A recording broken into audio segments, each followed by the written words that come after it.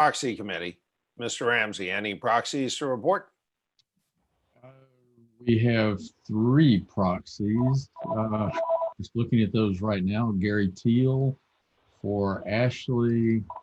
Here, this one's upside down. Roy Morales for Dawn Elliott. And the last one is Marvin Cleed for Catherine Wall, and there's several other default proxies, and they're all in order. Thank you. Excellent. Thanks. If you will, to the extent you need to, go ahead and chat with the secretary and make sure that is good. Secretary Flynn, thank you very much for doing that. And as you all heard, a quorum is present. Mr. Chairman, this is Marion Stanko, District 26. I'm present and I'm carrying proxy for Michael Rain. Wonderful. Thank you very much. And Mr. Thank Chairman and Mr. Ramsey, Dawn Elliott is currently on the call. She submitted that proxy because she may have to leave before the meeting is over. So it would go into effect. Thank you. Duly noted. Thank you. Mr. Chairman, we do not have that last proxy. The proxy for Marion Stanko? No, the proxy for Michael Rain. Right. The one that Marion Stanko is carrying for her counterpart. Yes. So we don't have a default on file for him? I thought we did, actually. I'll go back and check. Report. Okay. Well, if y'all will work that out and then chat it over to Secretary Flynn, that'd be great. Actually, Mr. Chairman, Michael Rain does have yes on the default. Great.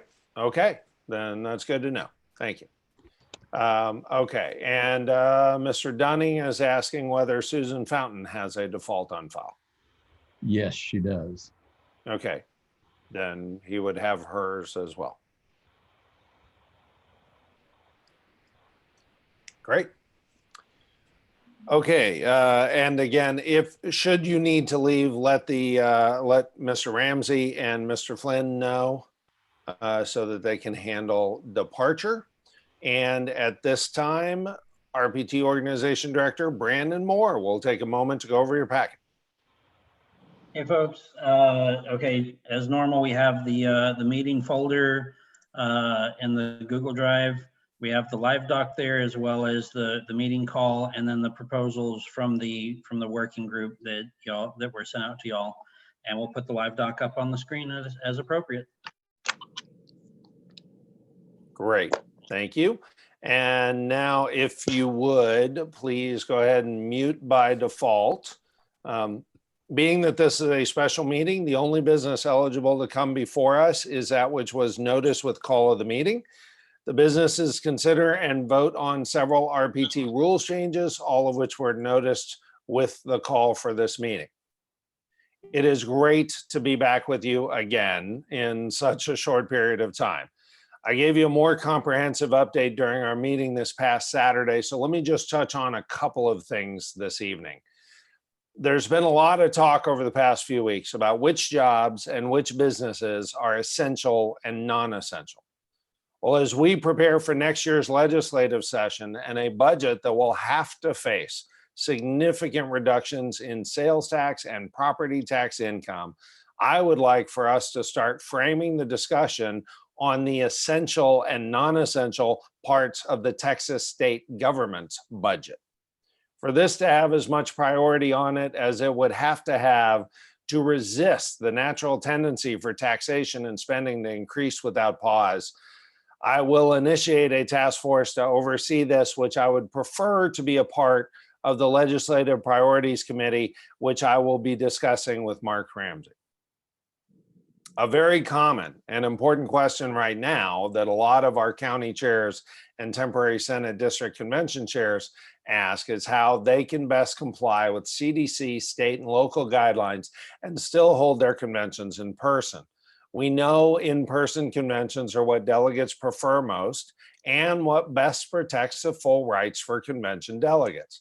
We also know that many Texans want to start opening Texas And having our conventions in person is one way in which we can lead by example. Our leaders are tenacious, but also wanting to provide a safe environment. We have suggested finding locations that accommodate 3 times the number of expected attendees so social distancing can be implemented. For example, when we all met in Parker County a couple of weeks ago, there were about 60 people present, and the room had the capacity of holding 450. So we had plenty of room to spread out. We are suggesting that at meetings, at conventions, hand sanitizer be provided.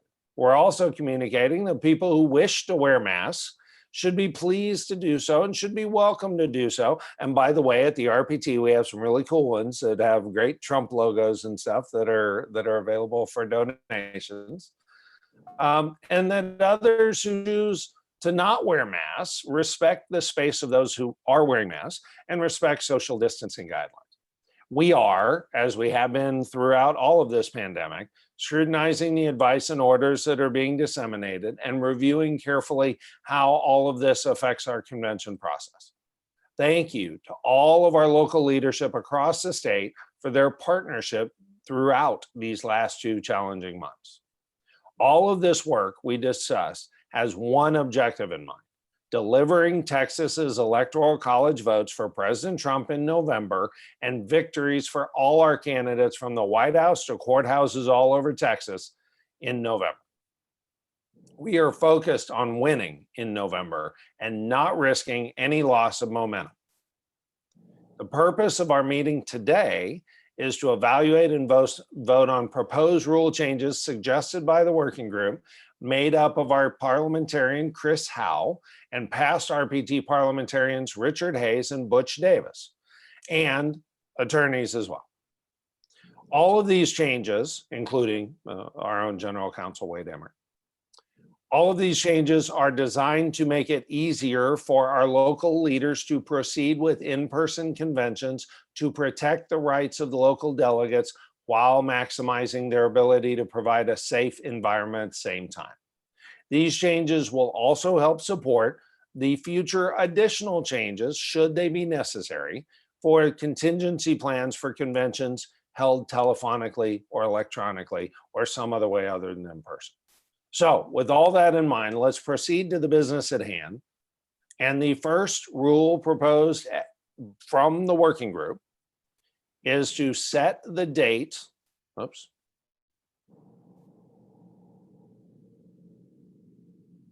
to set the date by which the county and Senate District Convention documentation has to be received by the party.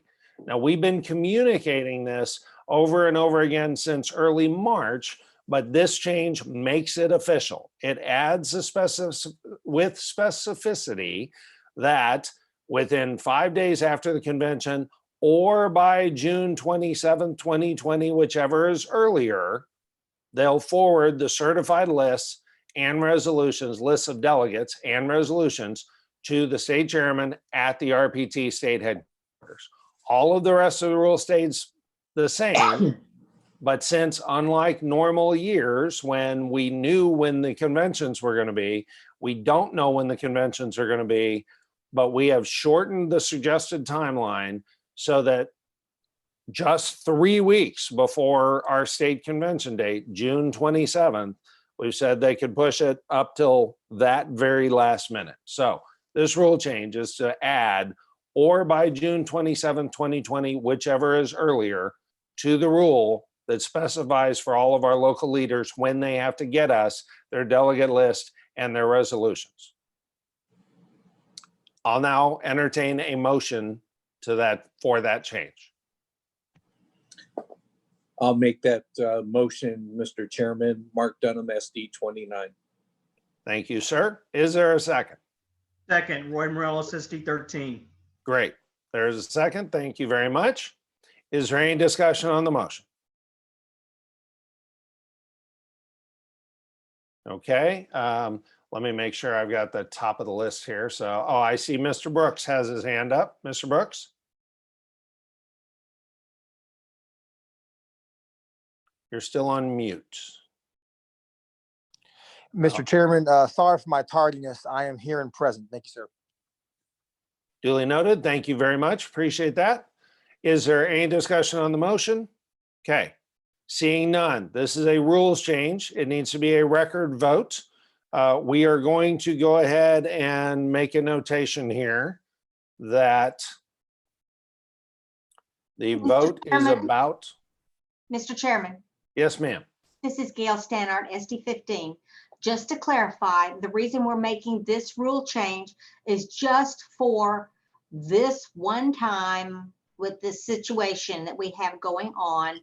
And these bylaws will be, rules will be over with after the convention, and we'll have new rules. Is that right? So to put it a little more precisely, all of our rules are subject to revision every state convention.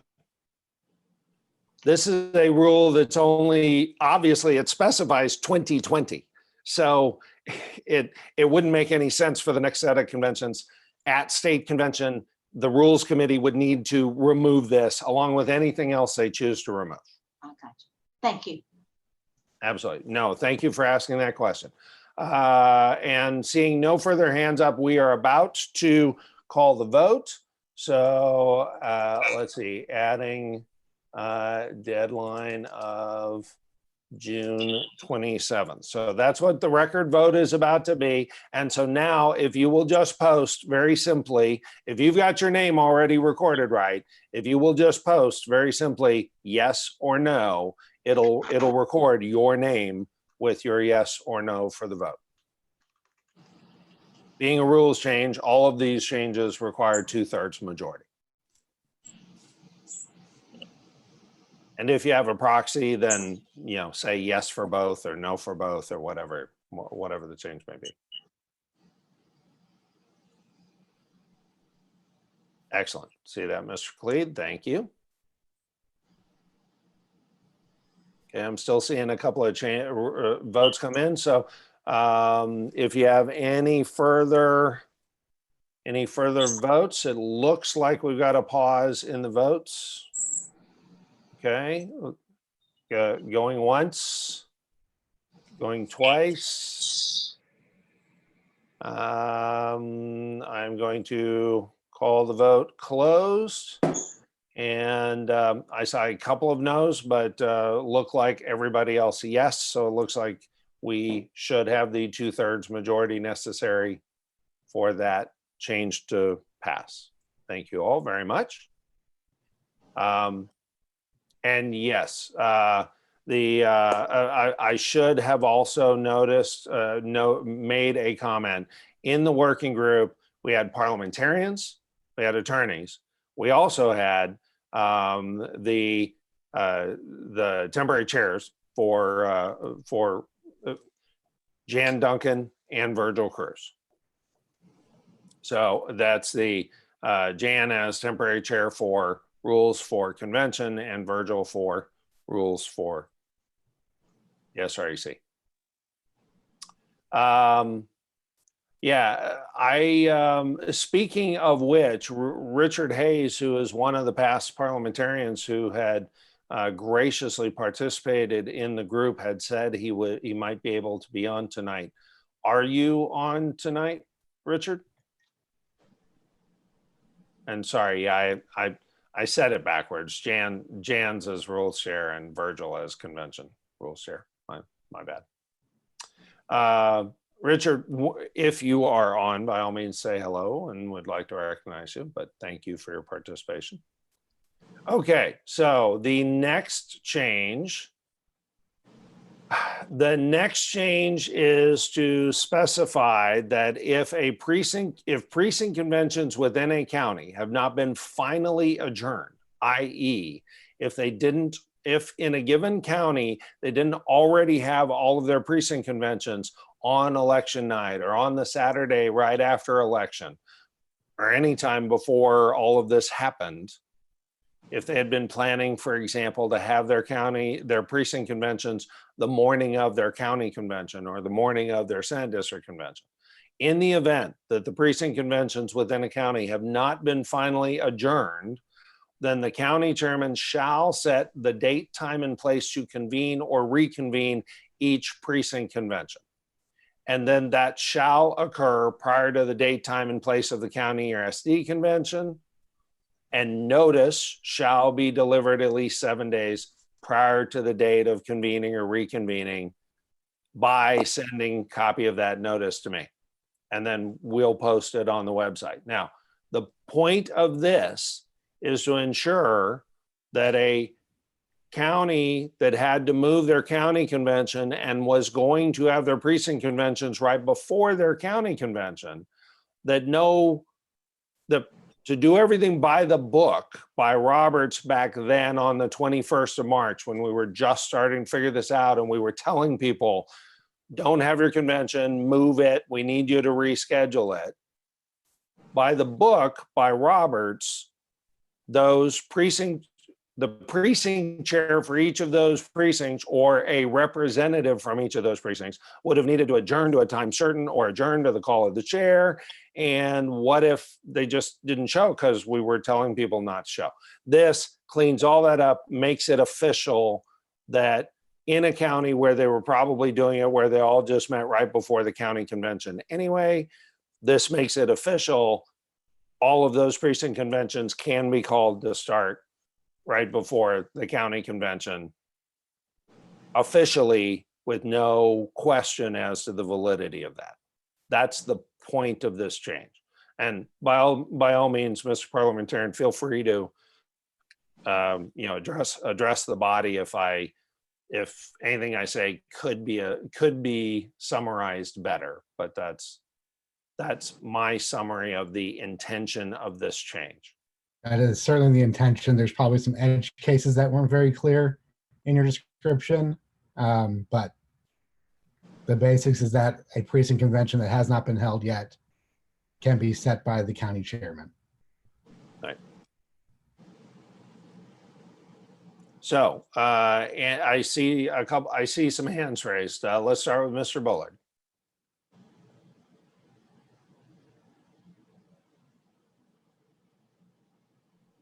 Mr. Bullard?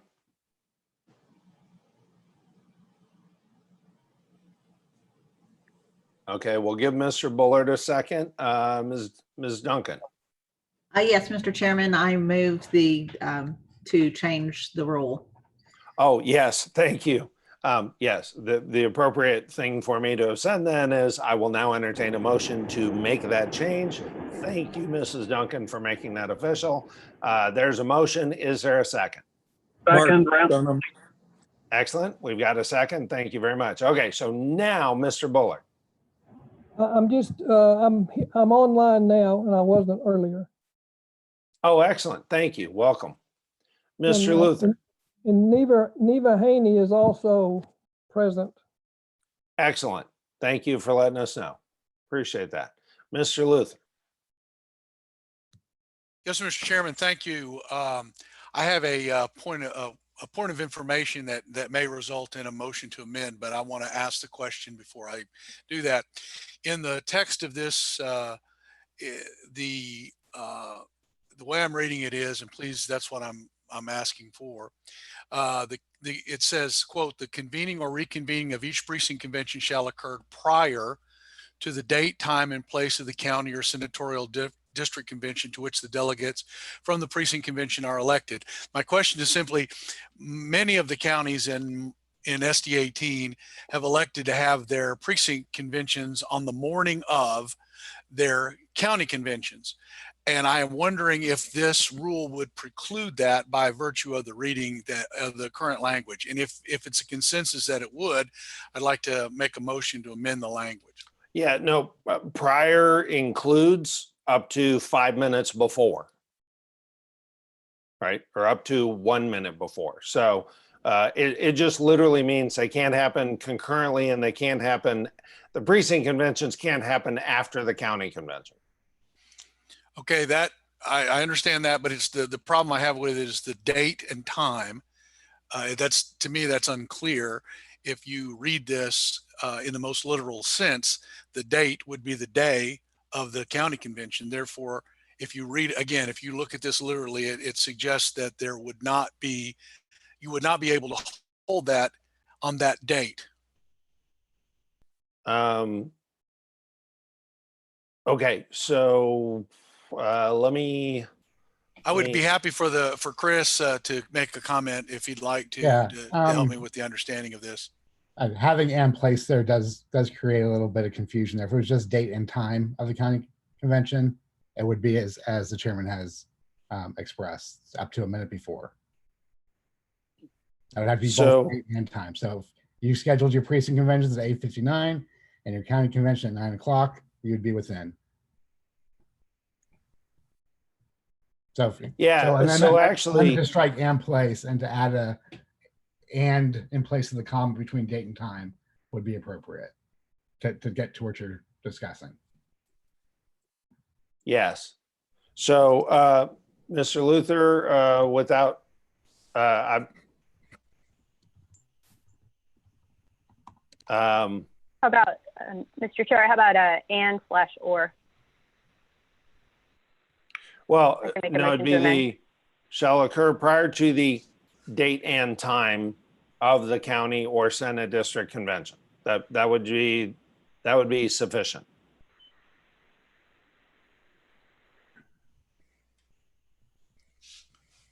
Mr. Chairman, if it's in order, I would move that change. Certainly. Would move to amend with those changes. Okay.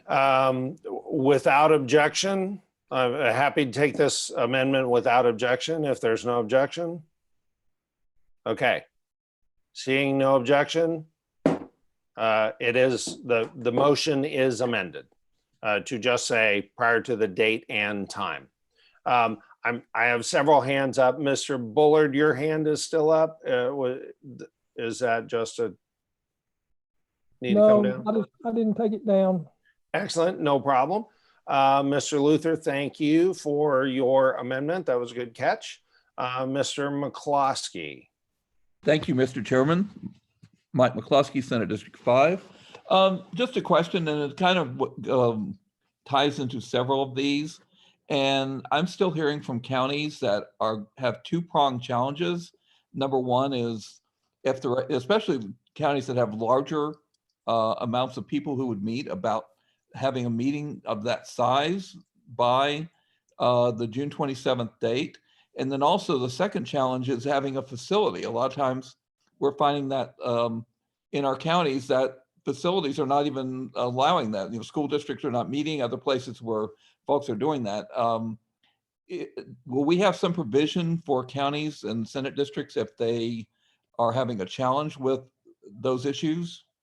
So some of the other changes that are to come later in tonight's discussion will actually be directly on point to help those initiatives. Okay. But again, this change, the motion that is before the floor, is to allow county chairs to call precinct conventions. It is unlikely the precinct conventions have the concerns you're talking about. That may be true. Yes. Thank you. Seeing no other hands raised, we'll go ahead and take the vote on this change. Mr. Chairman, Gail Stannard, SD 15. I thought I had my hand raised. I no longer have the ability to do that once they put up the actual document that we're looking at. My question has to be with the notice portion of this amendment. The notice shall be given to the state party and posted on websites. How do primary voters know that when their precinct conventions are going to be? Are they going to be instructed to look for it on websites? Yes. Well, let me rephrase that. Nobody wanted the situation we're in. Some people anticipated it.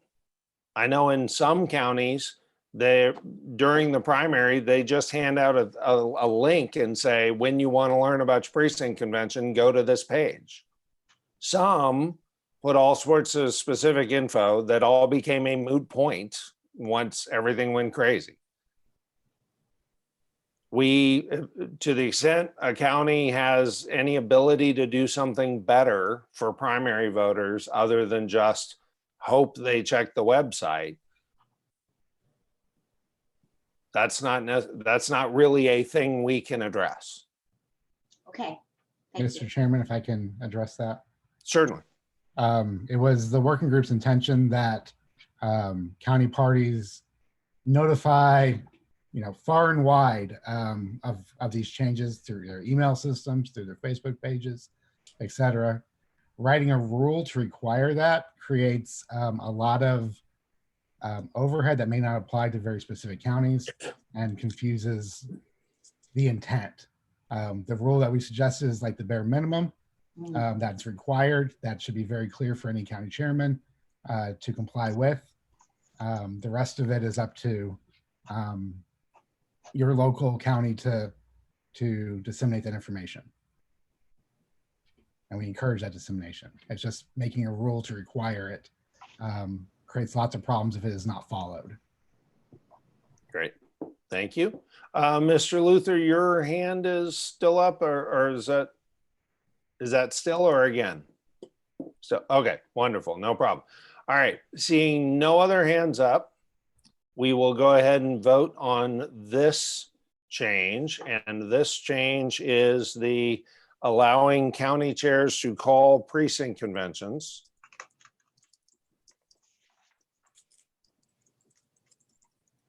And yes, just go ahead and put the vote in, yes or no.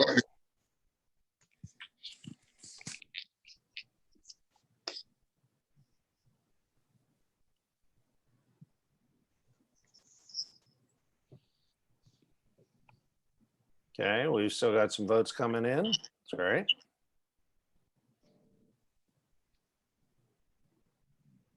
And this is that change as amended with Mr. Luther's change to say date and time.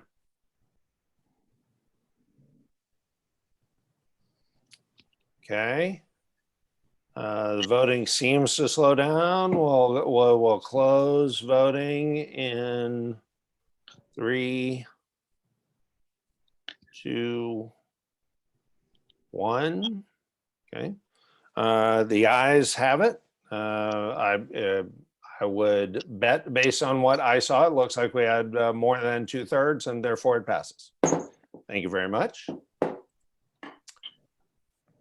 And then now we are on to the next rule, Rule 27A, the date, time, and place for county and senatorial district conventions.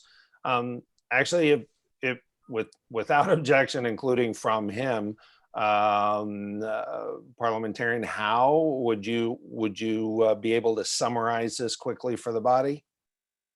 Yes, it's almost identical to the precinct conventions. It just simply requires the date of which that happens to coincide with the date of requiring paperwork in, adds in, because the senatorial district, the temporary senatorial district convention chairman may be different than the county chairman, requiring that email to be sent to them and the state party chairman, just like the precinct conventions where it was the county chairman who was sending that.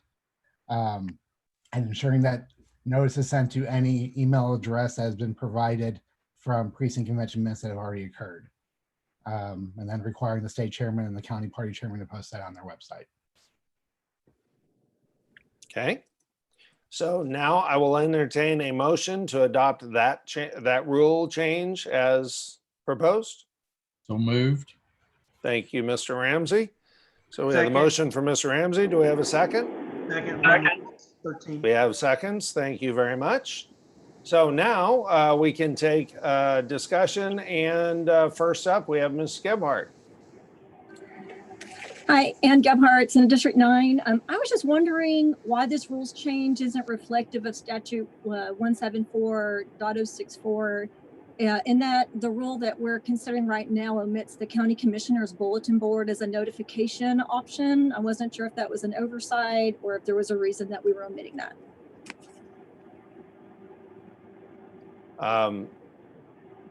Parliamentarian How, do you have a, So nothing in this prevents compliance with any other election code.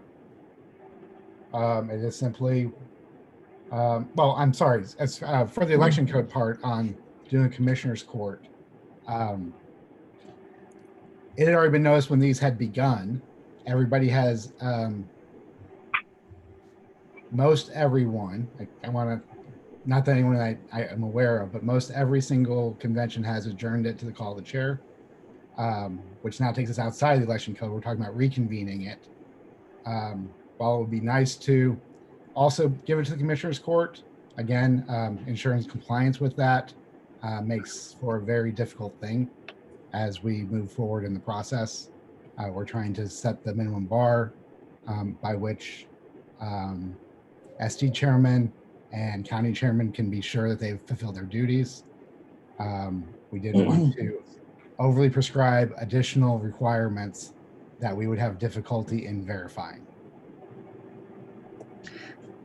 So could I just ask one more question then? It does not allow for county parties that don't have a website, because the next part of that requires the county chairman to post on his website. And if you have a county chair, a county that does not have a website, then what is the other option? They then would be relieved of the requirement. Again, they should still try to notice it to as many people as possible, but as far as us creating rules means that we're creating requirements that if they don't occur, something happens to the validity of that convention. And okay, thank you. While you may want to, harm the person who failed to give, spread it far and wide, by us saying this is a notice requirement, that notice requirement did not happen, it is potential that a credentials committee would deem that convention did not properly occur at all. And so we're trying to avoid that scenario.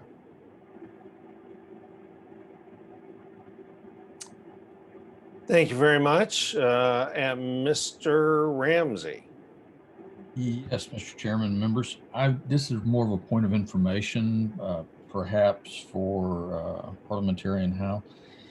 In your rewriting of this particular rule and the bullet points in particular, was there discussion on the use of snail mail? Because I know in a lot of cases we might not have the phone and email addresses of delegates. And is that a permissible thing, but we don't want to put it in the rules, et cetera? Correct. Sorry? That is correct. Absolutely permissible. Spread it far and wide to make sure your delegates are aware of it. But setting the minimum bar by which, if these things happen, you have a valid convention. Okay, thank you. And to answer Ms. Thomas's question, yes, that's correct. You see that next to the last line in the rules change, the state party chairman shall cause such notice to be posted on the website of the Republican Party of Texas. So yes, it would be noticed on the state RPT site. Next up is Mr. Branch. Yes, Mr. Chairman, this is point of information. Again, going back to the last item that we voted on, there was a question regarding the accommodations of the facility to be able to hold. I'm sorry, Mr. Branch, you were breaking up, or at least to me, you were breaking up. Okay, is this better? Yes. Okay, so going back to the last item that we voted on, there was a question regarding facility, ability to accommodate. I believe the response was that we were going to cover it in an item later in one of the amendments. Which one was that specifically? And can you tell us how that's going to accommodate? For instance, SD8, Collin County will have about 400 to 500 people that will attend that one convention. And right. So how, if we don't have a facility in Collin County or adjoining counties, how will we be able to accommodate that? 3 changes from now. There's one to allow you to do it in an adjacent county. Okay. Okay. And So if an adjacent county is not able to accommodate it, are we going to discuss that, or should we wait till that item comes up to figure out how we're going to do that? Well, I certainly would, it would certainly be, I'm trying to remember what the name, it is not on topic for this motion. So at the very least, it can't, now would not be the time to discuss it. Okay, the reason why I asked that though is that we are going to allow the temporary chair to make that decision. And if they're limited on their selections, then how do we give them any kind of direction? That's why I'm asking this question. Well, as I said in the intro, before all of this, after all of this, when our strong preference is in-person meetings as part of opening Texas and part of respecting delegates' rights, and we are making a bunch of changes to make it easier to have in-person meetings, we also later will use this as a basis for also another alternative, including telephonic and electronic meetings. Remember when I said that in the intro? I wasn't on the phone at that time or on the meeting. Okay. Yeah. I apologize. So no, that's great. I hope that we're able to meet in person. That's my preference. I just want to be able to give these guys. Sorry. In the intro, I said all of these changes are to make it easier to successfully have in-person meetings. Okay. Very good. Thank you. You bet. Okay. Any further? Let's see, Mr. Trevino. Thank you, Mr. Chairman. So this is more of a point of inquiry, but wondering if a SD convention were to convene on June 27th, do they basically have to be done with their business and have sent you all the materials by midnight on the 27th? Yes. Okay, great. Okay, cool. Thank you for the clarification. Appreciate that. You bet. Mr. McCloskey. Thank you, Mr. Chairman. Mike McCloskey, Senate District 5. I see one thing that we need to correct here, and I'll have a motion to do that. If you look at dot number 3, it says sending to all email addresses provided in the precinct convention minutes by email. Well, you can't do that 7 days in advance if your precinct convention happened that morning. So my suggestion is that we amend dot number 2 to be and/or for those counties and Senate district meetings that are having precinct conventions on the morning of their county and Senate district conventions. You see that? Yeah, no, I see your point, and Mr. Howard actually already referenced the fact that they had considered the possibility that precinct conventions would not have been held until that morning. Well, Mr. Howe, how does that third bullet point adapt to the fact that there may not yet be, that there may not have been precinct convention minutes already provided? It would be better to amend the third bullet point on its own to say if it has not occurred within 7 days prior to the SD convention. Okay, so yes, so Mr. McCloskey, your point is well taken, and the suggestion is to amend the third bullet point where it says sending to all email addresses provided in the precinct convention minutes by email, by adding provided such precinct conventions occurred at least 7 days prior to the Senate district or county convention. I'm suggesting 10 days because if you had done your convention 7 days prior, your precinct convention 7 days prior to the county convention, you may not be able to collate that by that day. So I'm putting 10 days to give them that opportunity. Okay, so yeah, good point. Make it 10 days so that there's enough time. An extra couple of days to collate those. So, Mr. McCloskey, that's this, pardon? I will move that. Okay, so Brandon, if you would document that proposed amendment in the third bullet point. Without objection, we will accept Mr. McCloskey's amendment. Actually, one moment. I think I may have an easier way of Oh, presenting an easier way? Okay. by email. Okay, so everybody stand at ease for a minute. Mr. Howe is checking to see if he's got an easier way to do it. But your point's well taken, Mr. McCloskey. Thank you. Thank you, Mr. Chairman.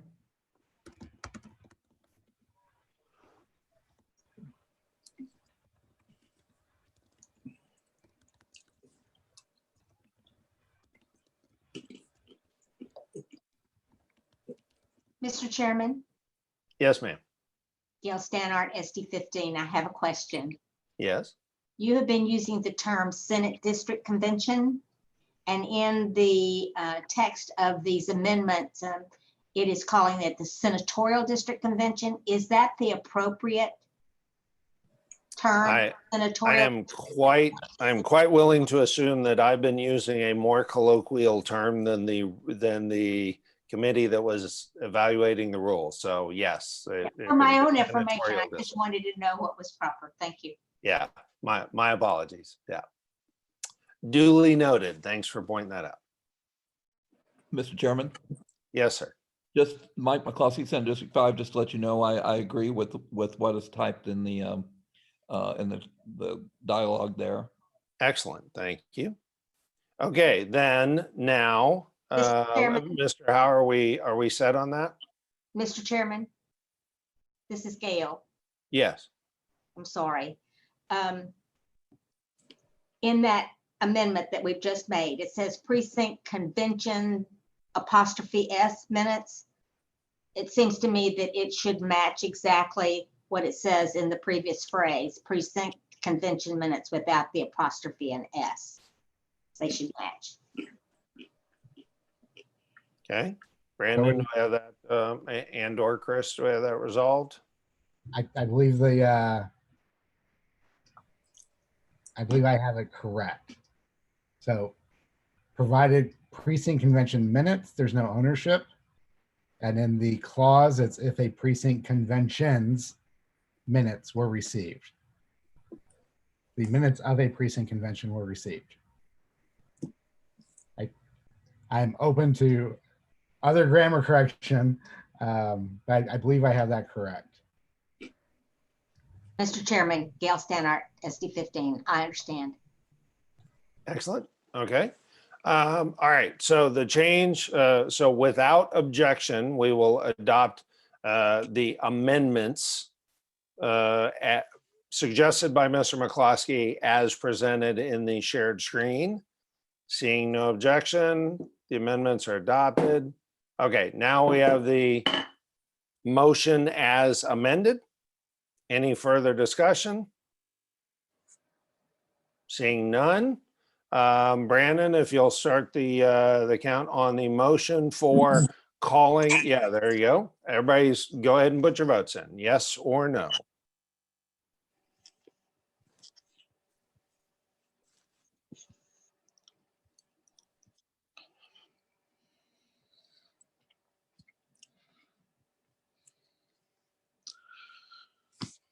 Mr. Chairman, Mark Dunham, SD29. For some reason, it's not allowing me to send it, but I'm yes for. Okay, Mr. Flynn, if you'll note Mr. Dunham as a yes.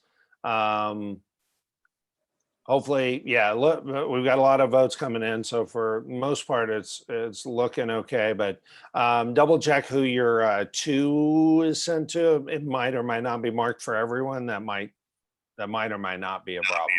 I don't know. Mr. Chairman, this is Sue in SD1. I have the same problem as Mark. Okay. All right. And how would you like your vote recorded on this one? Mrs. Evenwell, how would you like your vote recorded? I've got to unmute. Yes, for Bob and myself. I have his proxy. Excellent. Thank you very much. Okay, it looks like the votes are slowing down. I do see Mr. Dunham's vote. Thank you. That worked out. And okay, so we just got another vote in. So the voting will close in 3. Mr. Chairman? Oh, Mr. Grazio. Yeah, Mr. Grazio is trying to get in, I think. What in the world? Yeah, we've still got the chipmunk voice. I'm so sorry, Mr. D'Orazio. But if you'd like to put what you'd like, if you can put it in chat, we can definitely. Unless you can't do chat. Oh, you're a yes. He's having trouble with the chat, but he is a yes. Wonderful. Thank you very much, Mr. D'Orazio. See, we are a creative bunch, and we will figure out how to do this. Okay, it looks like we've got the votes in. So 3, 2, 1. The voting is closed, and the ayes have it. Motion as amended carries. Thank you very much.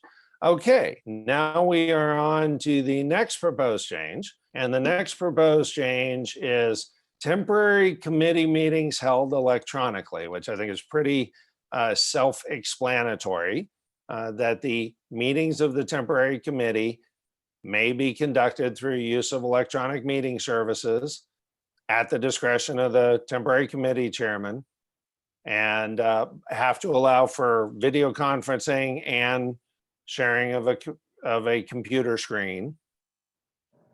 And none of that prevents an EC's bylaws from also permitting the use of electronic meetings for their committee or subcommittee. So this is to allow temporary committees for conventions to hold their meetings electronically. I will now entertain a motion to adopt that rule change. Mr. Chairman, Jan Duncan, SD 14, so moved. Thank you very much, ma'am. Is there a second? Second, JT with SD 11. Excellent. We have a second. Thank you very much. Okay, so we have it moved and seconded. Mr. Edwards, your hand is up, or are you good? No, yeah, thank you, Mr. Chairman, members, and good evening, everybody. Mr. Chairman, I just had a quick question. I was having a conversation with my good friend, Chairman Duncan. You just said ECs.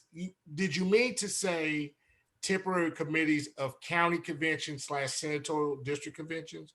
Yeah, no, I was reading the very last sentence. The very last sentence says nothing about this prevents an EC from permitting in their own bylaws an electronic meeting for their committees or subcommittees. It's specifying this is for convention committees, and nothing about this puts any limits on an EC, which is separate from the conventions. Right. Thank you, sir. I appreciate the clarification. Thank you, Mr. Chairman. Okay. Mr. Ramsey. Yes, Mr. Chairman, point of information really, and again, perhaps for parliamentarian. If you go down to the second sentence where it is talking about delegate rights, and it says, I think it's the third line from the bottom, it says section A are preserved, period. Would we need to include perhaps an amendment that would specify that assuming they are participating via the selected video conferencing tools? And my concern there is that if they were participating as they should be able to, let's say by simple telephone, you might not be able to actually achieve the requirement right above that of being able to share the screens. So, you know, assuming they were doing the correct video conferencing software, everything would be fine. But if they were having to call in through alternate means, that would keep, I don't know, do we need something there? I don't believe so. If somebody were to call in, as long as the service itself allowed for video conferencing, whether that video conferencing is used or not is not necessarily the issue. It's that it allows for it. Okay. Okay, thank you. And the A above is referring to Rule 14A, which is not noticed in this call. It's in our rules otherwise. Mrs. Wise.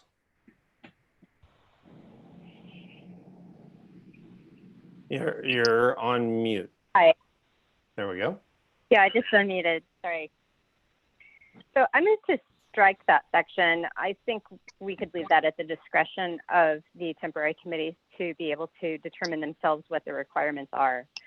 Some committees may find it necessary to need video services. Some committees I can see may not need that function. So I think that could be a little bit restrictive for them. If I can Sorry. speak to the working group's reasoning for that statement. Please. It is not for the benefit of the committee to work. It's for the benefit of the delegates to participate and see what work the committee is working on. Okay. I would second that amendment. Well, and that is a good reminder. The thing we've been cautious about, and as I've looked at other states and what they've done online, it is pretty easy to have a convention online if you don't mind if the chairman just unilaterally does pretty much whatever. I can't tell you how many online conventions I've seen where all of the rules amendments are adopted without objection. Zero debate, right? I saw that on the Colorado online convention from the committee with no objection. So it's easy to do an online convention without the discussion and participation of the delegates. It's more challenging when you want to ensure the participation and input from the delegates, and the working group members of which are on. And speaking of which, if you'll give me a moment, General Counsel Wade Emmert, are you still on the call? I am, yes. Wonderful. I wanted to personally thank you, not just for your participation in this, but members, there's no way you can know about how much Wade has been doing. It is truly amazing, and we are incredibly fortunate to have such fantastic general counsel who cares so much about the party and knows so much to help us. He's been filing amicus briefs and dealing with leases and getting us special counsel for employment and all sorts of other amazing stuff, and schooling a whole bunch of people on the U.S. Constitution that weren't thinking about that. So please do express your appreciation to Thank you. Council Emmert. But it's an honor and a privilege to work with you, sir. And thank you for having served on the committee as well. Oh, you're very welcome. Yeah. So Okay, as Mr. the parliamentarian said, the purpose of that section was literally to continue to ensure the protection of the delegate rights, not the committee's convenience. Mr. Chairman, would you indulge, instead of moving to strike, could I move to amend this language then, given what you have explained, to say, to allow for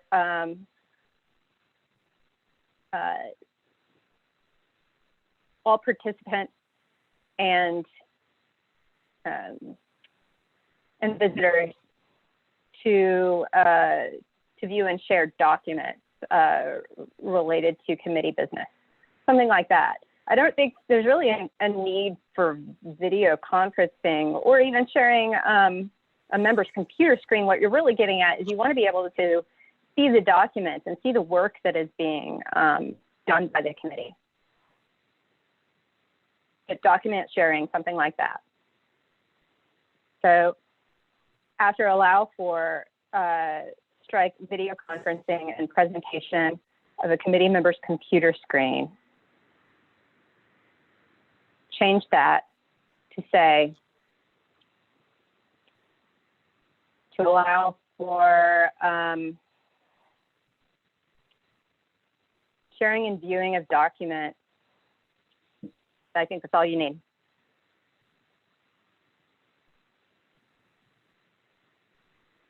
Work group documents, sharing and viewing of work group documents, or committee documents, working documents. I don't know. So real-time sharing of committee Yeah. work product. Yeah, that sounds good. Real-time sharing of committee work product. I think that'll add some flexibility and to some of our temporary committees, particularly those folks who may not have, you know, really great internet, things like that, or, you know, some of the tools that they would need to be able to do video conferencing effectively.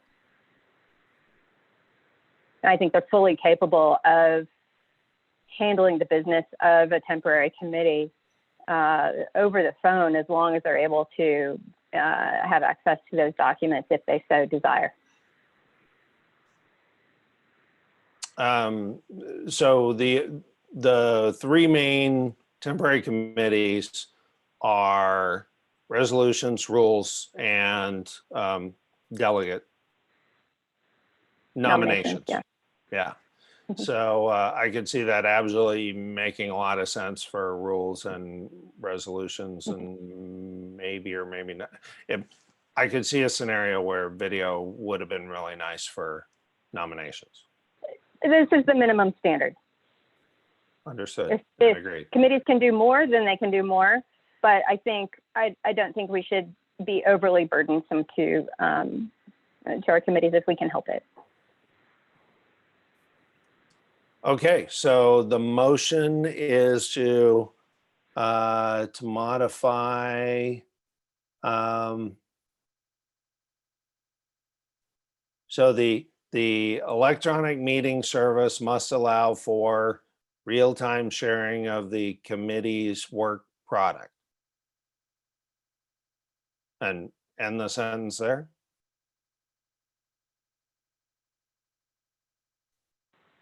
Point of information.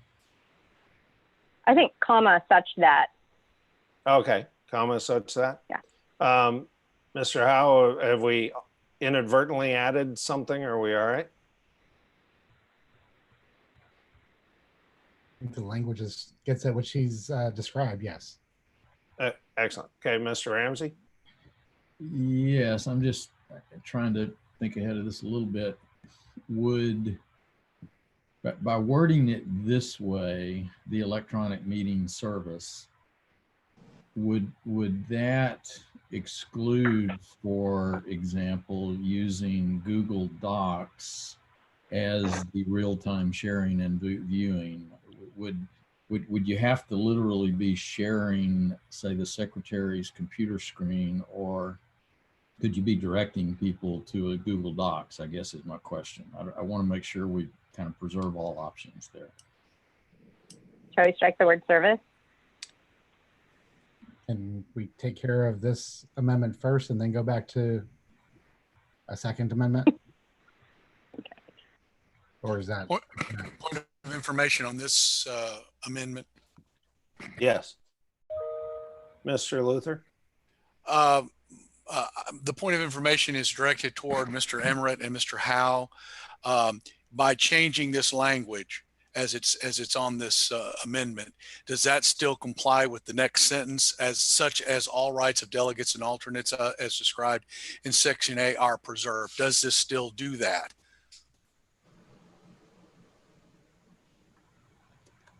In the it becomes a little problematic and subject to interpretation on the ability of a delegate to give presentation. If their computer screen cannot be shared, how do they give a presentation other than simple testimony? That's open to interpretation.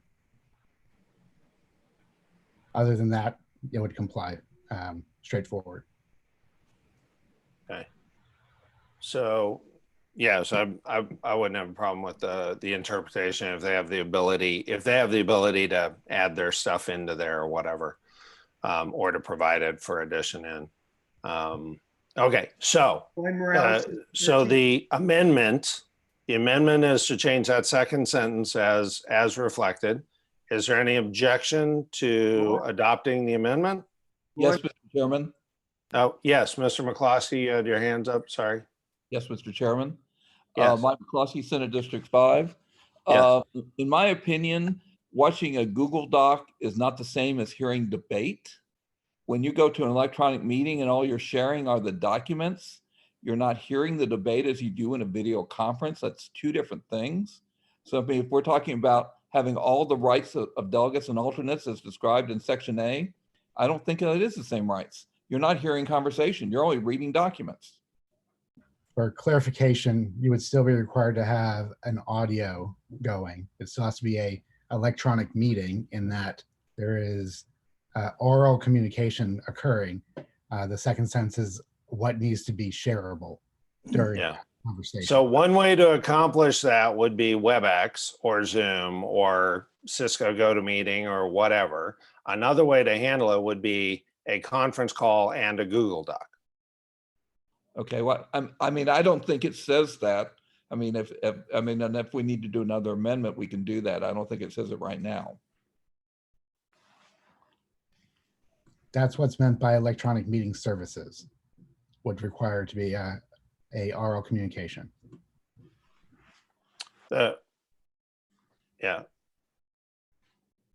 Okay, so we may or may not make another change, but without objection, we'll take this amendment.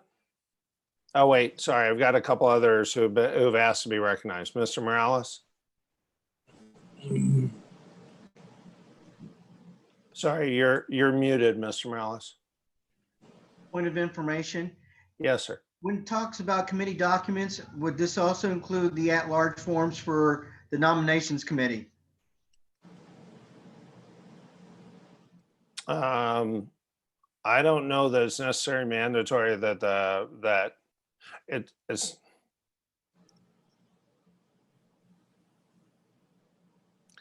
I don't know that there is a specification on what the nominations committee produces or is working on as work product. Mr. Parliamentarian, do you have a thought on that? I do not. Pardon? I do not. I believe that's very subject to interpretation locally. Yeah, I think so too. I would be shocked if that did. My thought would be that would be the particular person's application or something to that effect. Exactly. These are applications, maybe 20 people. They all have specific information on them. The committee reviews them, determines if they're qualified. But the way this reads right now, it says that we have to share that information. Well, as the committee is, that's true. As committee is reviewing a given application, they would need to share whatever they would share if the meeting were in person. Well, typically they're not shared with individuals. It's shared amongst the committee members. Then you would not be in violation of protecting the delegate's rights if you didn't share that application with a delegate who walked in. Okay.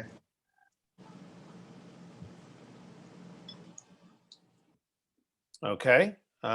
Seeing no further hands up, without objection, we'll adopt the change as proposed. Objection. There is an objection? There is an objection. Yes, Leslie, yes. I'm not seeing a hand up. Leslie Thomas has an objection. Oh, my apologies. Okay. Leslie, you have an objection? You can move to the vote if she's not wishing to be recognized.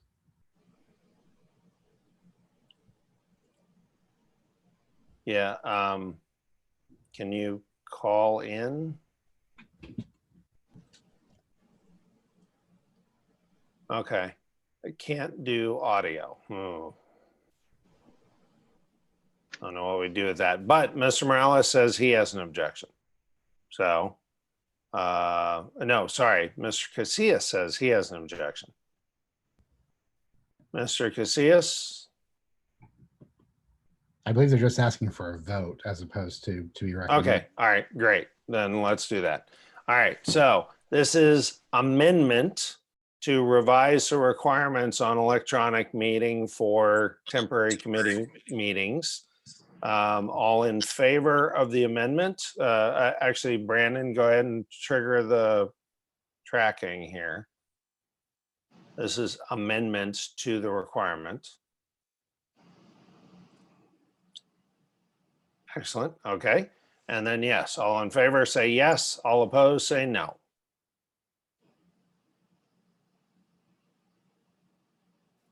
I see some no's. Okay, as an amendment, it will take a majority.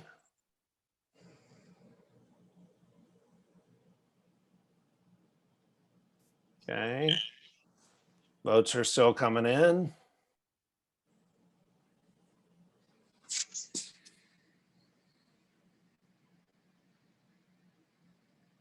Okay. We're going to close voting in 3, 2, 1. Okay. All right. So let's see. Now, Brandon, if you'll try to check the counts here. I'm just looking for. Do we have a majority? Yes. It would have been a in an in-person meeting. It would have been a voice vote. So we're looking for. It appears to me. It appears that the yes votes have it.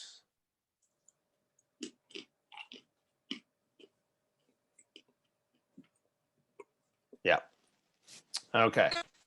So the amendment passes. So now we are on to the motion as amended. I see 2 hands raised. Mr. Ramsey. Sorry, I'm not hearing you. Just took care of my concern with the next potential amendment, or maybe I should say so moved. Seconded. Summer Wise. Okay, so, and what would that second potential amendment be? Oh, Scratch electronic meeting service and replace with committee. right. Okay. Okay, and so we have a motion and a second for that next amendment. Mr. D'Orazio, you had your hand up as well?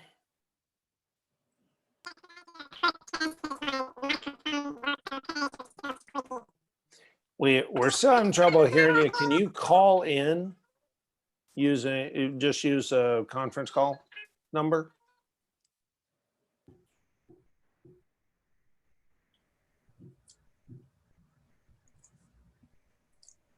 We'll give Mr. D'Orazio a moment in case his topic is on this.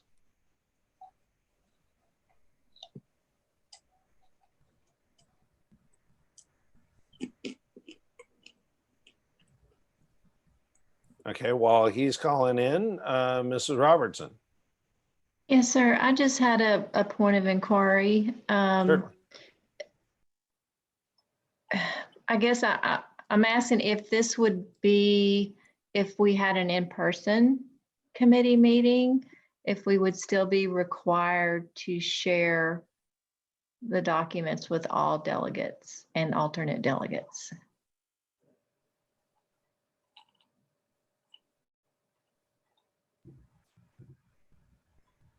Well, the purpose is to retain the delegates' rights. Right, and I agree with that. I think Mr. Robertson brings up a valid point here because they are separate sentences as far as construction goes.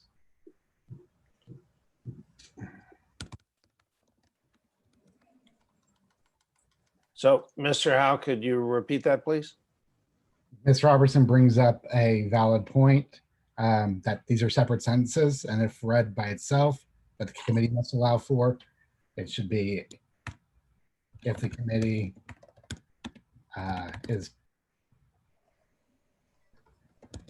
meets by electronic means,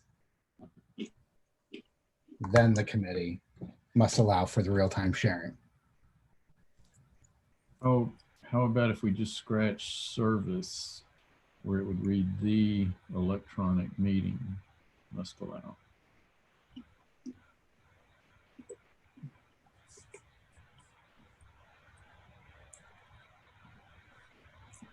That's what I meant to move. There you go. Yep. Much simpler. Thank you. And thank you, Chairman. Ms. Robertson. Mr. D'Orazio, were you able to get on via phone?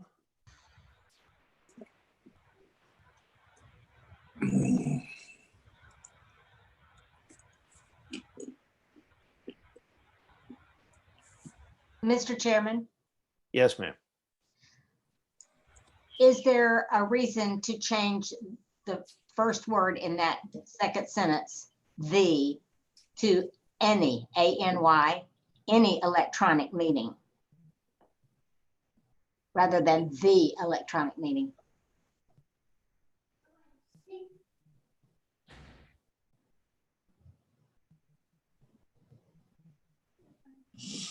Okay. Seems seems in order.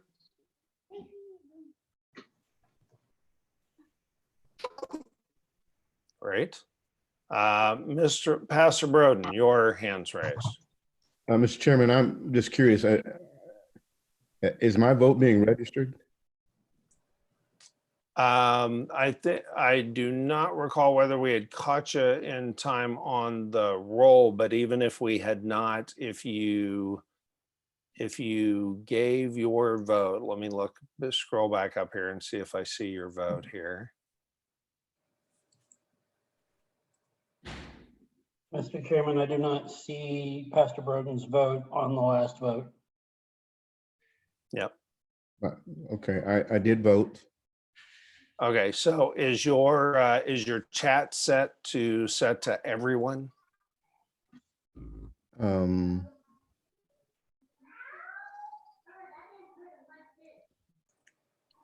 If you would test it real quick and make sure it's set to send the message to everyone, and then just type a yes in there, or no, whichever you prefer. It's set to everyone.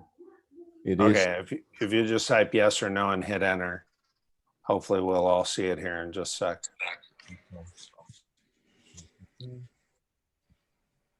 I don't see it. Okay, well, so we're not seeing your votes, but if you would just, as we're taking the votes, if you would just by voice register what your vote is, then let us know how you'd like your vote registered. We will do so. Mr. D'Orazio, were you able to grab a phone? Wow, we still have that same.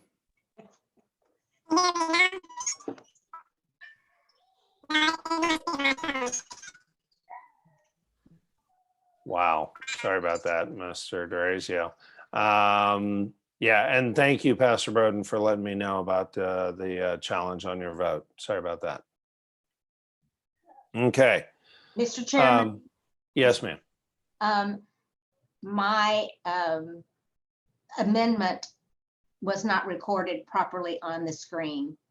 I had suggested the word any, A-N-Y. Correct. Rather than the. There you go. So the current amendment is to replace the word the with the word any, and replace the word and just remove the word service. Without objection, we will adopt that amendment. Mr. Chairman, this is Gail Stannard. My counterpart, Virgil Cruz, has in the chat recommended a different suggestion. Can we entertain that? I believe he made that recommendation while we were trying to wordsmith it previously. Mr. Ramsey's motion is to strike service. Your amendment to his amendment is to strike the and replace with any. Oh, thank you. Yes. So, seeing no objection, then without objection, The amendments are adopted. Yes, Mrs. Duncan. Yes, I'd like to make a further amendment or another amendment. Okay. After the comma, second sentence, committee documents, comma, and then add in other than information of delegates in the nominations committee.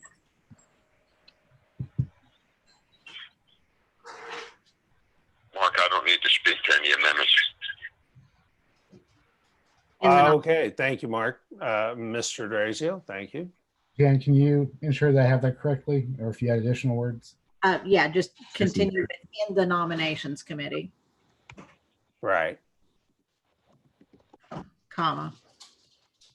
Okay, so we are specifying that we're absolutely not asking them to share the personal information of delegates in the nominations committee. That seems prudent. Is there a second on this amendment? Second. Great. So we've got a motion and a second. Any further discussion on the motion as seconded? Mr. Chair, this is Summerwise.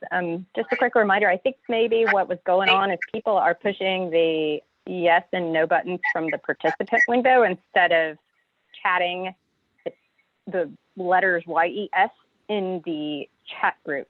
And so I just thought I would mention that and clarify everyone who votes should be voting in the chat window and not pressing those yes and no check mark X buttons. I saw some of those when I was looking through. Good point. Yes, I just saw that someone had clicked yes and someone had clicked no, and you're right. That was not our intention of when we were asking. Thank you. Okay. Without objection, Ms. Duncan's amendment will be adopted. Seeing none, it is adopted. All right. So now we have the motion as three times amended. Any further amendments on the motion? Seeing none. We will go ahead and take the vote. This is the vote on the motion as Wait. Got Mr. Drazio. Somebody said, back up, members, back up. Back up, members. Okay, were you saying wait because he had a concern, or you were saying wait because he echoed? Well, I've got him on my phone, and he would like to say something on this amendment, I think, or rather this rule change. Okay. No, I would just like to speak to the bill as a whole. Great. I'm okay with the amendments. Great. We are on the motion as three times amended. I was about to call the vote, but if you'd like to speak to it real quick before we do, that's fine. Now would be the appropriate time for that. Okay, this is to speak at the bill as amended, as a whole. Right. My challenge with electronic meeting is, 65% of all communication is nonverbal. And whenever you get people together, you can understand and you can see the nuances that they portray as they're speaking on or for a particular resolution or bill. And so I think it's important that people show up and testify in person so you can see the whole communication. I mean, this electronic communication in our case was good. But in these committee members and these committee meetings, I just feel that people need to see people eye to eye and understand exactly what they're saying completely. And this electronic media does not permit that. And so as a whole, I'm opposed to the electronic committee meetings. Understood. And as I said at the beginning of it, we certainly strongly recommend that every meeting that can be held in person be held in person. Obviously, that's the model we try to live out at the SREC, that to the extent we can, we meet in person. Thank you. Mr. Ramsey, you have your hand raised. Yes, this is more of a comment, maybe point of information. As I understand, hang on, let me turn Mr. Grazio off here for a second. As I understand what we're voting on, it would not apply to the permanent convention committees. It would only apply to the temporary committees. Correct. And if that understanding is correct, I would strongly urge a vote for this because frankly, a lot of the committees are already meeting temporarily or over electronic means. And for us to not vote this for the temporary committees could have the effect of at least implying nullification of some of the work that's already been done by other temporary committees. Thank you, sir. Okay, seeing no other hands raised, seeing no further discussion, we will now take the vote. This is a record vote on the motion as amended. This motion is to specifically authorize temporary committee meetings to be held electronically for conventions. And yeah, in chat, if you will type in the yes or type in the no in chat, if you will type that in.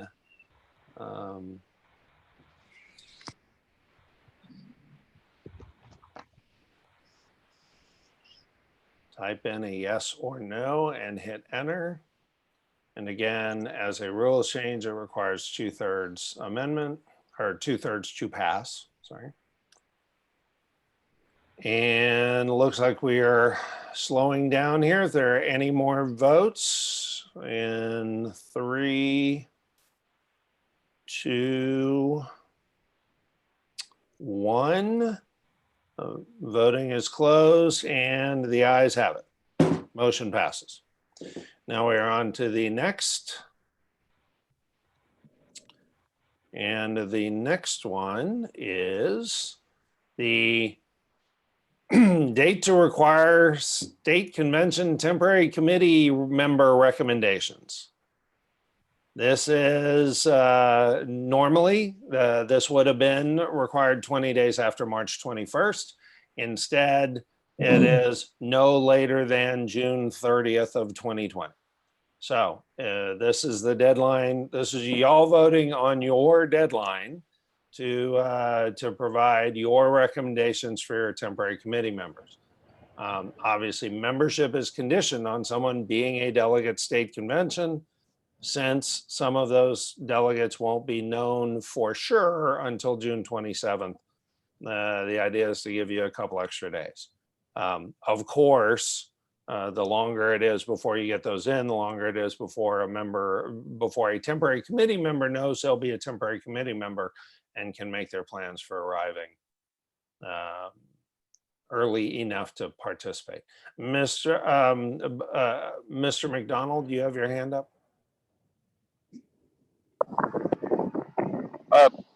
Point of information, I'm sorry, I'm trying to do two things at once working in this meeting. Back on our previous question, Mr. Ramsey stated that he was concerned how this would affect temporary committee meetings. We just passed in that temporary would be authorized. Does that now preclude the subsequent permanent meeting from continuing on electronically? Do we need to in there?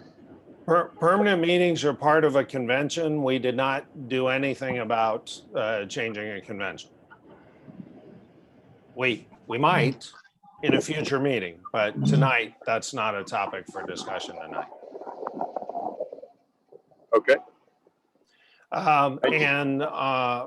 But on this one, for this deadline of June 30th, I'll now entertain a motion to, sorry, who was that? Randall Dunning, SD 16, so moved. Thank you, sir. Is there a second? Second. Excellent. And Mr. Ramsey, your hand is raised. Yes, I would move to amend that so that it says no later than noon, June 30th, 2020. Okay, duly noted. Is there a second to that amendment? Mark Dunham, SD 29, second. Okay, so there's a motion and a second. Is there any discussion on the amendment? Seeing, well, Mr. Edwards, are you wanting to discuss adding the noon on the 30th? Oh, Mr. Chairman, I think it's, you know, I actually love Mr. Ramsey's amendment. I think members, I don't think it's something we do. Do we have to vote on this, or can we? It's an amendment, right? Can we just, unless Yeah, anybody it's an amendment. So unless somebody wanted to discuss about it, I was going to say without objection, we'll just take the amendment. right? So, but Ms. I like Duncan, it. Great amendment, Mark. Great one. Yeah, I'm not against it, but it should say something like 12 p.m. Central Time, something other than noon. Noon is. That's what I meant to say.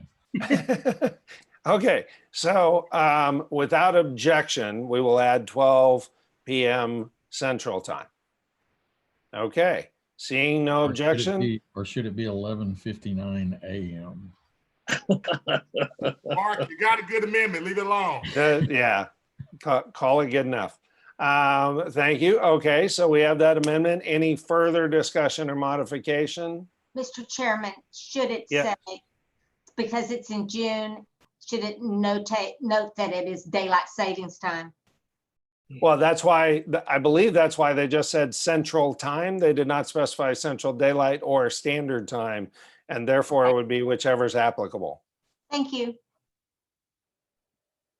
That's, we do, I don't know if y'all have noticed, that's what we do in our emails, so we don't have to worry about changing it every 6 months.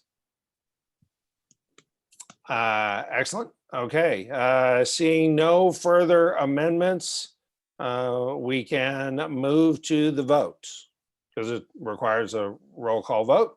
Okay, if you are in favor of the roll call vote for specifying this modified due date, say yes in the chat, type yes and hit enter. And if you are opposed, type no and hit enter.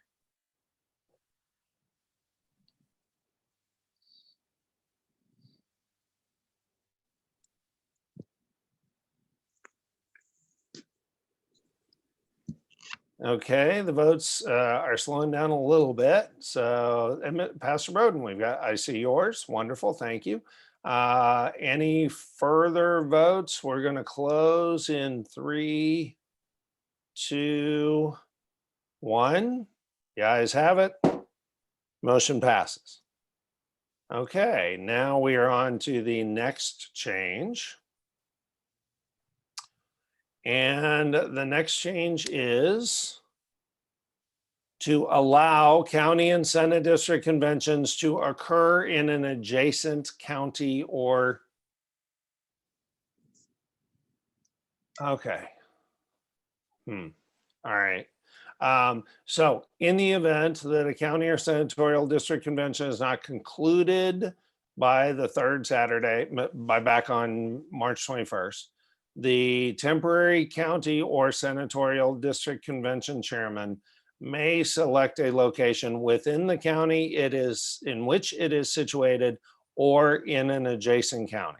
So this frees up Senate district conventions and county conventions to move as needed anywhere within the county or within an adjacent county so as to make it more likely they can find a sufficiently large space that they are allowed to rent and that they can do decent distancing as we did for our meeting. So that's the purpose, Mr. Edwards. I will now accept a motion to adopt this. Yeah, Mr. Chairman, I move approval. Thank you, Mr. Edwards. Appreciate that. Is there a second? Second, Jan Duncan. Great, thank you. Okay, now, Mr. Edwards, you had your hand raised. Yeah, Mr. Chairman, I want to thank the working group and the members thereof for their hard work on addressing, a difficult issue that I've heard statewide, given the fact that we have, some of the urban areas have Democrat county judges, such as my constituents, along with my colleagues of the Harris County SREC caucus. We're dealing with Democrat county judges who are trying to impede this party's ability to conduct its work. And so I thank the members for offering up this particular change in the rules in hopes that it'll allow my constituents as well as my colleagues in Bear and in the DFW area and probably Travis to conduct their business. And with that, I'm going to ask members to go ahead and please approve this. Thank you, Mr. Chairman. Excellent. And to be clear on the range of freedom this provides, and for obvious reasons, Travis County had voted back when to have all their Senate district conventions combined at one location in Travis County. This single rule change would allow them to move all of those senatorial conventions at will within a county, within Travis County or any adjacent county. So that includes going to splitting them up where they had not before. So this one rule change gives a lot of freedom. Ms. Starnes. Just have I guess, a point of information. We had kind of gotten into a fix before when we put it under a rule change under something that it really shouldn't have been. And I'm concerned because Rule 28 is conventions with counties with multiple senatorial districts. I believe something like Williamson, which is huge, and generally has 300 to 400 people at theirs as well. Would this not be better served to be put somewhere else? The sentence itself is wholly contained. It does not. It is not limited by the title that is there. It is just simply the easiest place to put it without adding a new section, and trying not to add sections to make the Rules Committee of State be able to remove these easily is the intent. As far as the structure of the rule, because it is a complete sentence, it is a complete sentence that is binding, not limited by a title. Yeah, you can correct me if I'm wrong, Mr. Parliamentarian, but we actually have something that explicitly says that titles do not limit the wording. There is something like that. That's in state law under construction. Oh, yes, correct. But the same applies generally under parliamentary authority. That entire sentence stands on its own. Okay, thank you. Thank you. Mr. Ramsey. Yes, Mr. Chairman, members, I just had a kind of a point of information to the ad hoc committee. Would there be any separate language required if, like in the case of Travis County, they had originally voted to have a combined convention and they chose to now have a separate convention, or the other way around, if 2 or 3 SDs, let's say, maybe not the whole county, wanted to go to a common location out of the county? Would this rule change allow us to do any of that, basically? This language places the discretion squarely on the temporary chairman. Perfect. Okay. Seeing no further discussion. Mr. Chairman. Yes, ma'am. Gail Stannard, SD 15. SD 15 is a horseshoe around the city of Houston, wholly contained within Harris County. Does that mean we could go to Galveston County, Montgomery County, Liberty County, Fort Bend County, Waller County? Is that As long as my geography on the counties in Texas is pretty good, and I believe I recall that every one of those counties touches Harris County. Assuming that is true, then yes, what you just said is 100% correct. even though we don't touch, SD 15 does not touch them? Correct. Okay, thank you. Come on down to Galveston. Thank you. We need a place. Hey, the beaches are open. Come on through. They are 43 miles. Okay, so seeing no further discussion, we will now begin voting on this amendment. Yes, yeah, enter yes and hit enter if you are in favor of the amendment. Enter no and hit enter if you are not in favor of the amendment.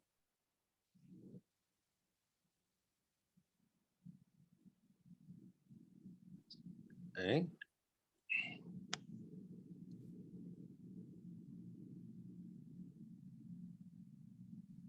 And and again, Mr. Branch, this is a kind of change that would let would let Collin County take a look at multiple different counties, looking for a favorable location that would have less, either more space or less restriction than you might have in Collin County. Any further? It looks like the voting is stopping, so we're going to close voting in 3, 2, 1. Voting is closed, and it appears to me that we got the 2/3 requirement, and therefore this passed. Thank you. And now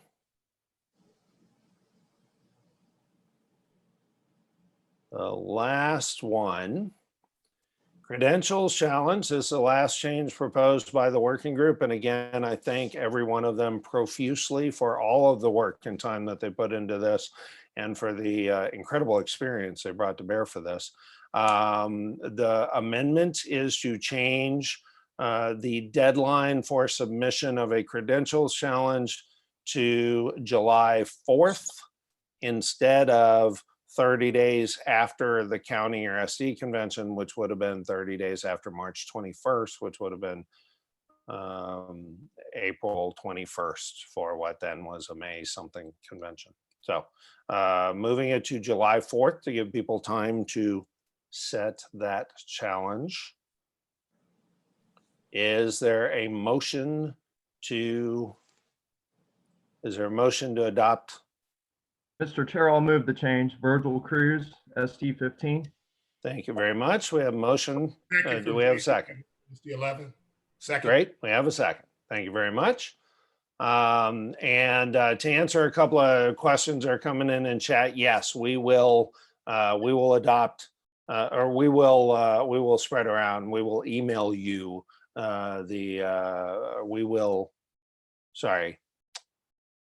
we will communicate to county chairs this weekend. We were going to do that anyway on some other stuff. We will communicate all of this to on the RPT website and to all county chairs. Okay. And we'll copy you all as well. Okay, so we have motion, we have a second. Mr. Edwards, you have your hand raised. Not anymore. Okay, we're good. Does anyone have a question, comment, debate, amendment? Okay. Seeing none. Voting on the last rules amendment. And this is the change to the deadline to July 4th. If you're in favor of that, say yes and type yes and hit enter in the chat. If you are opposed, say no, type no and hit enter in the chat. That's some good feedback coming in. Excellent. Thank you. Thank you all. Votes are coming in. Thank you. While the votes are coming in, thank you to everyone who did subscribe to the chat, to the text system for us to be able to text you the notifications about the meetings. If you did not already text SREC to 72,000, we'll go ahead and get that in.